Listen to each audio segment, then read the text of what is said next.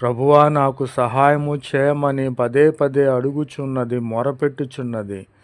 చూడండి నా ప్రియమైన సహోదరి సహోదరులారా, ఆ స్త్రీ ఎంతగానో ప్రభువుని వేడుకొనుచున్నది.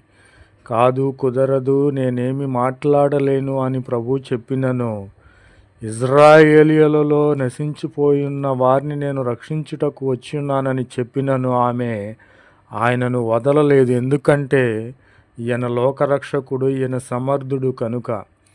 నాకు సహాయము చేయమని కేకలు వేసి ఉన్నది. అప్పుడు ప్రభువైన క్రీస్తు వారు చెప్పి ఉన్నారు, అమ్మా, ఇది పిల్లలకు రొట్టె నేను తీసుకొని ఉన్నాను, కుక్క పిల్లలకు వేయుట యుక్తము కాదని చెప్పి ఉన్నది. అందుకు ఆమె, నిజమే ప్రభువా, కుక్క పిల్లలు కూడా తమ యజమానుల బల్ల నుండి పడు ముక్కలు తినును గదా అని చెప్పాను. అందుకు ప్రభువైన క్రీస్తు వారు, అమ్మా, నీ